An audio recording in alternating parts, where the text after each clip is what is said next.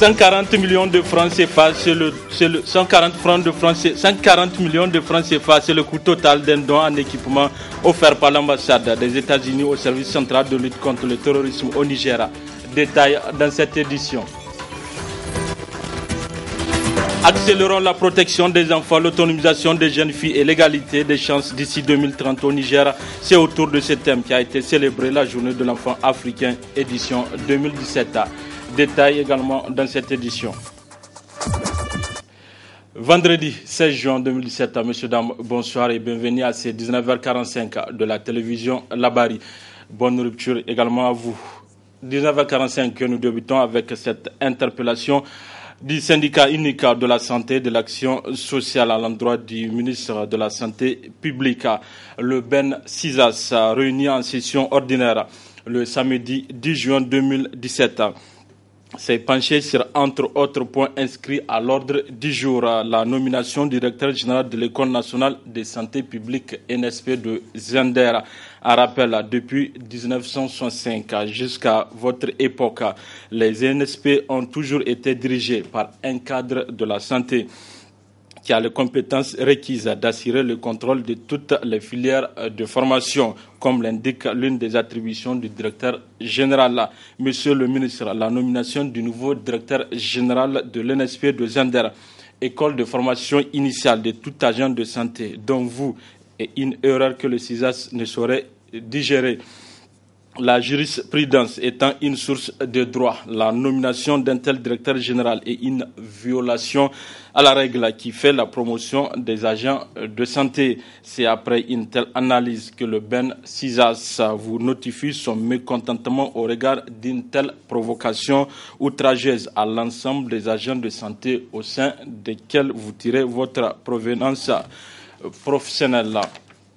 Au vu de tout ce qui précède, le Ben Sizas vous interpelle et exige du gouvernement la nomination d'un cadre de la santé au niveau de l'INSP de Zender et toutes les écoles et instituts de santé publique, qui est un acquis de longue date pour lequel le CISAS se battra pour sa sauvegarde. Pour le bureau exécutif, le secrétaire général Boubacar Boba.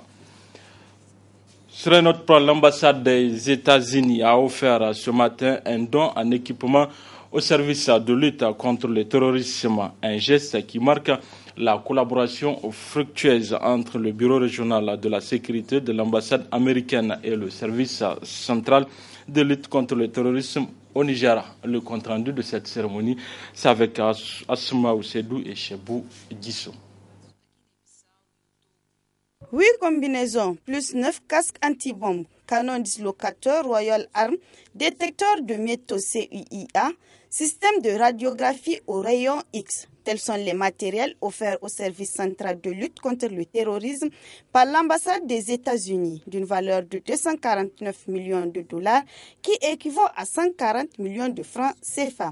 Les États-Unis d'Amérique restent dédiés à la formation et au don d'équipements vis-à-vis de ses partenaires comme le Niger pour vaincre le terrorisme et mieux répondre aux attaques contre les civils. Cette planification d'initiative de livraison de matériel de formation entre le programme d'aide de lutte contre le terrorisme du département d'État américain et le service central de lutte contre le terrorisme a pris des mois de dur labeur au Bureau régional de la sécurité de l'ambassade des États-Unis. C'est mon espoir que l'équipement de contre-mesure des incidents explosifs remis aujourd'hui portera ses fruits à la SCLCT et qu'il permettra à votre personnel d'être mieux préparé en cas de risque élevé pour soutenir la sûreté et la sécurité de tous les résidents et visiteurs au Niger. Présent à cette cérémonie, le directeur général adjoint de la police nationale est revenu sur l'objectif visé à travers ce don. Ce matériel d'une valeur de plus de 249 000 dollars américains, soit environ 140 millions de francs CFA permettra sans nul doute de renforcer les capacités d'intervention des artificiers en matière de prise en charge de tout objet suspect, de sécurisation des lieux publics et des scènes de crime. Il vous souviendra que cette cérémonie est la suite logique d'une formation aux États-Unis, il y a de cela 2 ans, d'un groupe de spécialistes de la police nationale ayant acquis des rudiments nécessaires dans les domaines de déminage, de neutralisation d'engins explosifs improvisés et de détection d'explosifs. Cela traduit l'excellente, mais aussi la parfaite coopération qui existe entre le Niger et les États-Unis d'Amérique dans plusieurs secteurs en général, mais aussi celui très particulier de la sécurité. Je puis vous rassurer que ce matériel que nous venons de réceptionner tombe à point nommé dans un moment de regain d'activité terroriste marqué par la psychose. La signature du document, suivie d'une visite guidée des dons d'équipement, a immortalisé la cérémonie.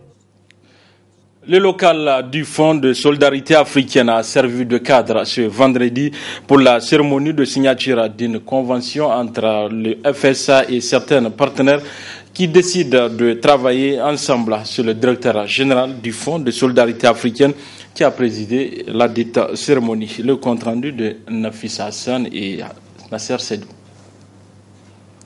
Cette signature matérialise la convention tripartite Fonds de solidarité africaine, la Société de gestion d'intermédiaires du Niger et la Société burkinabé de crédit automobile. Un acte à l'image de l'intégration africaine qui permet un rapprochement des acteurs dans leur vie socio-professionnelle. Votre institution intervient dans la promotion et le développement du financement des investissements publics et privés dans nos États. À ce titre, le FSA reste un partenaire incontournable dans l'accompagnement des levées de ressources longues, très utiles pour les structures financières, sous le bénéfice de votre garantie avec le partenariat en général des sociétés d'intervention financière et des établissements de crédit. Ce qui est positif, c'est qu'aujourd'hui, SOCA pourra aisément venir au Niger et dans l'UEMOA chercher des ressources qu'il faut pour pouvoir accompagner ses clients qui sont demandeurs. Donc il y a le marché qui est là. Et donc, le fait d'avoir la garantie du FSA rassure les investisseurs. Parce qu'aujourd'hui, beaucoup de gens veulent de l'argent, mais il faut qu'ils puissent être capables d'apporter des garanties. Et une garantie du FSA, ça veut dire une confiance déjà d'une institution financière qui a eu à analyser le projet. Pour le directeur général du Fonds de solidarité africaine, l'intérêt de garantir des émissions obligataires dans cette convention se situe à 2 niveaux. Le premier niveau, c'est que la SOBECA, qui est une société de droit burkinabé, par le truchement de cet emprunt obligataire par placement privé, va lever des fonds au Niger de façon spécifique. Ceci va nécessairement contribuer non seulement à la désintermédiation et au décloisonnement du marché du crédit, mais également ça permettra une réduction des taux d'intérêt. Le deuxième niveau, c'est à l'endroit des investisseurs du Niger. Que ces investisseurs soient des personnes physiques ou des personnes morales, cette opération leur fait la démonstration qu'il est possible de faire des placements rentables, liquides et sécurisés grâce à l'intervention du Fonds de solidarité africain sur les émissions obligataires. Cette nouvelle convention vient ainsi s'ajouter aux nombreuses opérations réalisées par la FSA en partenariat avec plusieurs sociétés et entreprises présentes dans la zone couverte par la FSA. À l'occasion de la journée de l'enfant africain célébrée le 16 juin de chaque année, la CNDH, en collaboration avec CONID, Plan Niger et SOS FEV, ont organisé une conférence débat. Le compte rendu de cette conférence avec Nafis Zakou et Ibrahim Abdou. L'agenda 2030 pour le développement durable en faveur des enfants en Afrique, accélérant la protection, l'autonomisation et l'égalité des chances. Tel est le thème retenu pour la célébration de la Journée de l'enfant africain édition 2017. En effet, cette journée vise à faire le point sur les progrès accomplis et les défis existants en ce qui concerne les droits des enfants en Afrique.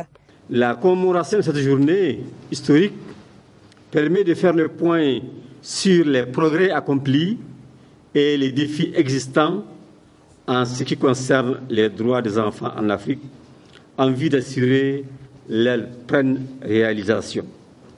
Ces droits leur sont conférés par la Convention relative aux droits de l'enfant et la Charte africaine pour le bien-être des enfants, ratifiée par 47 pays sur les 54, y compris le Niger.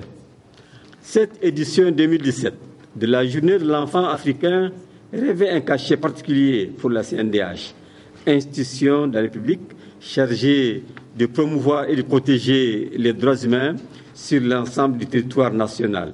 En effet, grâce au projet d'appui à la promotion et la protection des droits humains au Niger, financé par la délégation de l'Union européenne, la CNDH a décidé d'organiser un panel pour discuter des thématiques suivantes: la protection des enfants, l'autonomisation de la jeune fille et l'égalité des chances. Le président du CNDH a aussi souligné l'objectif visé par la CNDH et ses partenaires à travers cette activité.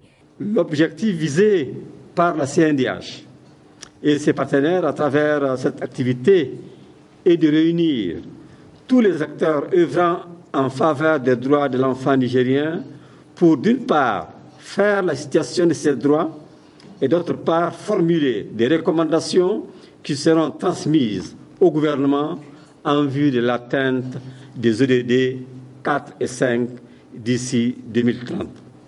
La Commission nationale des droits humains, désormais dotée du statut A, entend mener avec l'ensemble des acteurs un plaidoyer à l'endroit du gouvernement pour prendre les mesures idoines adoptées au respect des droits des enfants. Ce qui justifie l'importance de nous saisir ce jour au regard des défis actuels auxquels nous sommes confrontés dans le domaine sécuritaire, de l'effectivité des droits sociaux économiques et de la promotion des droits des couches les plus vulnérables, à savoir les femmes et les enfants.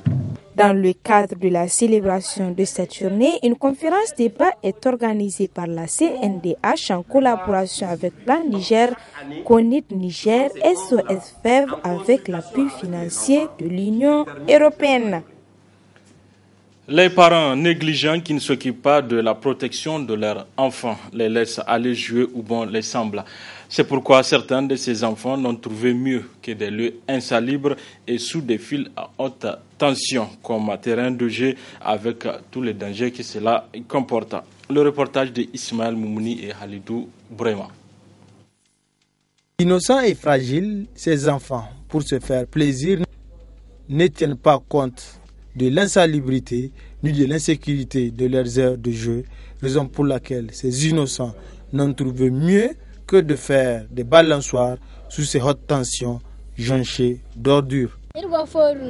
Nous sommes venus jouer ici comme il n'y a pas cours. On se sent bien ici et surtout que personne ne nous dérange. C'est vraiment bien les balançoires d'ici. Comme c'est pas payant et surtout qu'on n'a pas les moyens de se rendre dans les centres d'attraction. Ces enfants disent être au courant des dangers liés à ces hautes tensions, mais seulement ils n'ont pas le choix, du moins ils n'ont pas les moyens de se rendre dans les centres d'attraction. Parce que je n'ai pas eu là où je vais aller jouer. Nous savons que ces hautes tensions et ces ordures constituent un danger. Mais quand même, comme on n'a pas les moyens d'aller dans les centres d'attraction, on préfère venir ici. Avoir des enfants, c'est bien, s'en occuper est encore meilleur. Les parents doivent savoir à tout lieu et à tout moment ce que font leurs progénitures afin de pouvoir les protéger. En dehors de ce genre de parents, figure également une catégorie de parents qui laissent leurs enfants errer dans les dépotoirs, pour ramasser des bouteilles et parfois à la demande des adultes sans que ces derniers ne se soucient guère de risques qu'encourent ces enfants qui s'y rendent dans l'état d'ordre. Retrouvons une fois de plus Ismaël Mouni et Halidou Brema. De quartier en quartier, ces enfants font le tour d'états d'inondistes à la recherche d'objets qu'ils vont rétrocéder à des adultes. Ne sachant pas les risques qu'ils encourent, certains abordent ces dépotoirs pieds nus.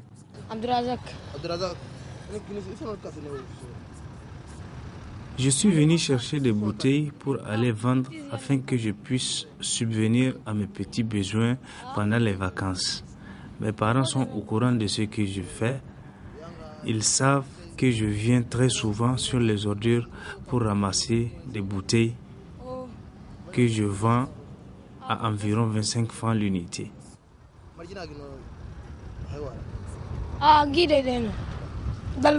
Si d'autres le font pour avoir des revenus, bien qu'ils soient dérisoires, par contre d'autres enfants jonchent les dépotoirs pour faire plaisir à un aîné. Nous sommes à la recherche de bouteilles pour les donner à notre tante qui en a besoin pour ses activités. C'est sous la demande de notre tante qu'on sillonne les différents dépotoirs à la recherche de bouteilles et en retour, elle ne nous donne rien. Il ne suffit pas de mettre au monde des enfants et laisser errer ces êtres fragiles à la merci de tous les dangers que cela peut occasionner. Parents ont le droit et devoir d'élever, d'éduquer et de protéger leurs enfants, comme le stipule l'article 23 de la Constitution nigérienne. Le travail des enfants est interdit par la Convention internationale des droits des enfants ratifiée par le Niger. Cette pratique qui constitue l'un des principaux obstacles à l'éducation des enfants persiste malheureusement au Niger. Le reportage avec Ismaël Moumouni et Halidou Brema. Bien qu'interdit, le travail des enfants persiste toujours et monte en flèche, surtout pendant les vacances, vu le nombre important d'enfants qui pratiquent des activités génératrices de revenus un peu partout avec la complicité de leurs parents.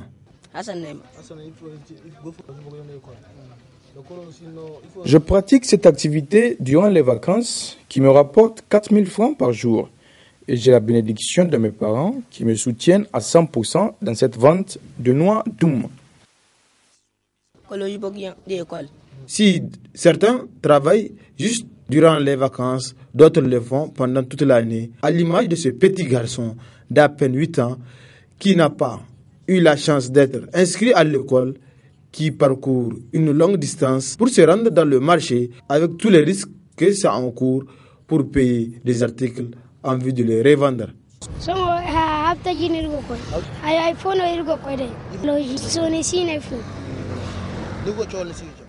Je viens du quartier Sonissi. Je pars au marché. Comme c'est une denrée très prisée en ce moment, mes parents sont au courant de cette activité qui fait en sorte que je sorte de chez moi tôt la matinée. Je n'ai pas refusé d'aller à l'école. C'est plutôt mes parents qui ne m'ont pas inscrit à l'école.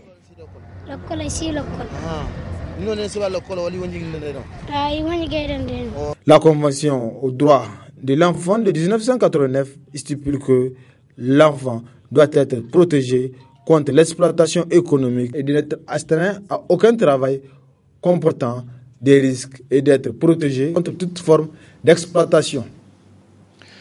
Le Niger a signé plusieurs traités en vue de garantir l'épanouissement des enfants, même avec la collaboration des structures qui œuvrent dans le domaine des droits des enfants. Leur situation demeure encore préoccupante dans le pays, due à un certain nombre de facteurs. C'est dans le reportage signé Ismaël Mouni et Halidou Brema. Errant dans les rues sans protection, ni scolarisés et exploités par certains adultes, c'est malheureusement le triste tableau qui se dégage par rapport à la situation de ces êtres innocents et fragiles qui demeurent les enfants, même si le Niger a ratifié des conventions relatives aux droits des enfants. La première problématique, c'est la persistance des abus et des violences à l'égard des enfants, dont effectivement la question de l'exploitation ou de la mendicité auquel vous faites allusion. Il y a également la faible capacité des pouvoirs publics en termes donc d'offres de services et également de prévention. Ça veut dire que les abus et les violences exercées sur les enfants ne fait qu'évoluer, ne fait que s'accroître. Un triste constat malheureusement, de dire que les enfants sont malheureusement abandonnés à eux-mêmes, au vu de la propension d'un certain nombre de pratiques, notamment la question du travail des enfants. Je rappelle ici que le 12 juin 2017 a été consacré par le BIT, l'Organisation internationale du travail, comme journée internationale de lutte contre le travail des enfants. Et cette année, le thème est relatif à comment protéger les enfants du travail des enfants dans les conflits et les catastrophes. Cette situation peu reluisante des enfants est le fruit de l'insouciance de plusieurs acteurs, estime le coordonnateur des PAD Niger. On a des structures étatiques avec leurs partenaires qui n'offrent pas malheureusement les réponses appropriées à cette problématique-là. Tant en termes de prévention pour que les enfants ne soient pas vulnérables, mais ça c'est en amont, et en aval en termes de prise en charge de ceux qui se trouvent déjà dans des situations de danger ou de vulnérabilité extrême. La préoccupation première pour notre pays, c'est véritablement comment est-ce que de manière légale, le Niger doit harmoniser son cadre législatif en lien avec les instruments juridiques internationaux. Je rappelle, à toute fin utile, qu'ici au Niger, nous avons 3 sources de droit qui font que même la définition de l'enfant n'est pas consensuelle. Si vous prenez par exemple la Convention relative aux droits de l'enfant ou la Charte africaine sur les droits et le bien-être de l'enfant, ces 2 instruments juridiques de portée régionale et internationale définissent l'enfant comme étant tout être humain dont l'âge est compris entre 0 et moins de 18 ans. Ce qui n'est pas le cas pour notre pays. Par exemple, pour le mariage, l'article 144 du Code civil prévoit 15 ans révolus pour la fille et 18 ans pour le garçon, ce qui est une inégalité, quand même une injustice, une discrimination. Il est indéniable que l'avenir de toute nation repose sur sa jeunesse. Alors, instruire et protéger tous les enfants est synonyme d'assurer un meilleur avenir pour le pays. Le 4e arrondissement a abrité ce vendredi la cérémonie de lancement officiel des activités du programme de renforcement de la famille dans la prise en charge des enfants en détresse. C'est un programme initié par SOS Village d'enfants. Areta Salah et Aboubakar Souley. Cet ambitieux programme qui fait l'objet de lancement ce vendredi dans le 4e arrondissement est l'initiative du village d'enfants SOS et vise à prévenir l'abandon des enfants par leurs parents sous le poids de la pauvreté en renforçant les capacités des familles et communautés pour que celles-ci soient en mesure de satisfaire elles-mêmes les besoins de survie et de développement de leurs enfants. Ce programme complète le travail noble de prise en charge des enfants que nous faisons à travers les villages d'enfants SOS parce qu'il permet d'élargir nos services à un plus grand nombre d'enfants en situation dans la ville de Niamey. Il est à n'en point douter une réelle opportunité pour votre commune, tant par le nombre de bénéficiaires directs, à savoir 8820 enfants adultes et 3200 personnes de façon indirecte que par leur catégorie de vulnérabilité naturellement, à savoir enfants déscolarisés, non scolarisés, des désœuvrés, des enfants orphelins partiels et enfants orphelins complets. À travers son approche participante, qui consiste à mettre en œuvre une approche communautaire en prise en charge et en protection de l'enfant, ce programme permettra de pérenniser les acquis de nos interventions même après retrait dans votre commune. Très heureux d'accueillir ce programme de renforcement de la famille, le maire du 4e arrondissement invite la population de sa commune à faire de cette initiative une réussite. La cérémonie qui nous réunit aujourd'hui et qui rentre dans le cadre des lancements des activités du programme de renforcement de la famille 2 nous réjouit et constitue pour nous une grande opportunité puisque ce programme vise à soulager les douleurs des populations de notre arrondissement communal, notamment les familles qui sont dans des situations de précarité, qui n'arrivent pas à assurer pleinement la prise en charge de leurs enfants. J'invite toute la population, au devant de laquelle les élus municipaux, les chefs traditionnels et leaders religieux, à s'investir pour faire de ce programme une réussite. Pour notre part, nous verrons à chaque fois que nécessaire pour apporter notre expertise et faire preuve de disponibilité dans l'accompagnement de ce programme pour le bien de la population. J'invite également les services techniques régionaux qui sont toujours à nos côtés à nous accompagner, nous guider et nous orienter en vue de pérenniser tous les acquis de ce programme. Ce programme initié par SOS Village d'enfants, financé par SOS Village d'enfants suisse, changera sans nul doute la vie de la population en général et des enfants en particulier. Le réseau des ONG et associations du secteur de la santé Roassen continue son périple dans les différents arrondissements communaux de la ville de Niamey. Après le premier, le deuxième, le troisième et le quatrième arrondissement, c'est au tour du 5e arrondissement de recevoir le Roassen pour l'organisation de l'atelier de renforcement des capacités des relais communautaires sur la promotion de la vaccination dans la région de Niamey. Le compte-rendu de cette cérémonie avec Nafissatou Yahaya et Halidou Bourema. Après les 4 premiers arrondissements communaux de Niamey, c'est enfin le tour de l'arrondissement communal Niamey 5 d'accueillir la 5e et dernière étape de la série des journées communales d'information et de sensibilisation des relais communautaires sur la promotion de la vaccination initiée par le regroupement des ONG et associations du secteur de la santé du Niger, Roassen, en partenariat avec le ministère de la Santé publique. Le ministère de la Santé, et en collaboration avec les partenaires comme Gavi Alliance, a signé un protocole d'accord avec le Roassen pour nous accompagner dans la promotion de la vaccination. Parce que beaucoup d'enquêtes et des résultats des enquêtes nous ont montré que nous avons beaucoup d'abandon en ce qui concerne la vaccination. Les enfants n'arrivent pas à être vaccinés complètement pour des raisons, surtout souvent par simple manque d'information.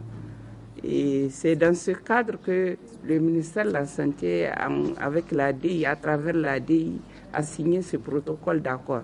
Le Roassen a beaucoup d'activités cette année dans le cadre de ce protocole. Ils ont déjà commencé avec la journée parlementaire, avec la journée d'information et de sensibilisation des ONG, associations et même des professionnels de la santé.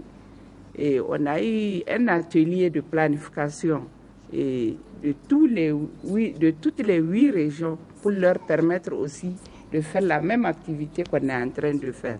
Et pour Niamey, on a fait la journée de sensibilisation et d'information et de formation à l'endroit des relais communautaires dans les 4 communes. Et c'est le tour, cette fois-ci, de la commune 5.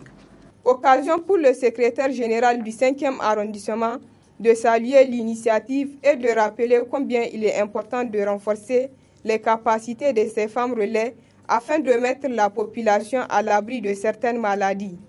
Selon les résultats d'enquête menée sur la vaccination au Niger, l'absence d'information des parents, l'insuffisance d'éducation et de sensibilisation des populations, le plaidoyer auprès des leaders communautaires et parfois l'insuffisance de l'accueil par certains agents de santé sont les principales raisons de la faible fréquentation des services de vaccination. Comme vous pouvez le constater, il nous faut multiplier les actions d'information, de sensibilisation et de plaidoyer si nous voulons promouvoir la vaccination dans notre arrondissement communal. C'est pourquoi nous saluons cette initiative du regroupement des ONG et associations du secteur de santé du Niger, Roassen, auquel nous adressons nos félicitations et tous nos encouragements. J'ose espérer que ces actions de mobilisation sociale vont se poursuivre jusqu'au retour de la situation à un niveau acceptable. Ces journées d'information, de sensibilisation, de plaidoyer, du regroupement des ONG et associations du secteur de santé du Niger prennent ainsi fin dans les arrondissements communaux de Niamey. Cette campagne de Roassen va se poursuivre dans les autres régions du pays, avec comme première étape la région de Tillabéri. La compagnie de téléphonie mobile Orange Niger a organisé hier jeudi une rupture collective à la mosquée Imam Malika. À l'occasion, des kits contenant divers produits ont été distribués à l'assistance. Abdrazak Hamidou et Aboubakar Souley. Orange Niger, plus que jamais aux côtés de la population en ce mois béni de Ramadan. À cette 21e nuit, c'est un geste noble que vient de poser là Orange avec cette distribution de kits pour la rupture. Comme vous le savez, Orange, c'est une entreprise citoyenne qui écoute toujours ses clients et afin de leur apporter donc une assistance nécessaire. Donc, comme vous le voyez, après un don que nous avons effectué la semaine passée au village SOS des orphelins à Niamey, aujourd'hui nous voilà aussi pour une opération de rupture de jeunes à la mosquée Imam Malik. Cela cadre parfaitement avec la politique d'Orange Niger. Notre vocation n'est pas uniquement la téléphonie, mais aussi d'être plus proche de la population, apporter des assistances et maintenir ce contact humain afin de les rassurer que nous les accompagnons aujourd'hui et demain. Orange se veut une entreprise citoyenne à l'écoute des populations nigériennes et c'est dans ce cadre que nous allons continuer à faire de telles actions. Nous ne sommes pas à notre première opération et nous allons continuer de telles opérations pour nous assurer que nous apportons une assistance de proximité, mais aussi maintenir ce contact humain dans leur quotidien. C'est beaucoup plus ce que Orange voulait apporter à la population, mais aussi souvent soulager la souffrance de ceux qui sont les plus nécessiteux. Avec ce geste, Orange Niger reconforte encore un peu plus sa place d'entreprise citoyenne. Voilà, messieurs, dames, c'est tout pour ces 19h45 de la télévision Labari. Merci à vous de l'avoir suivi. Au revoir.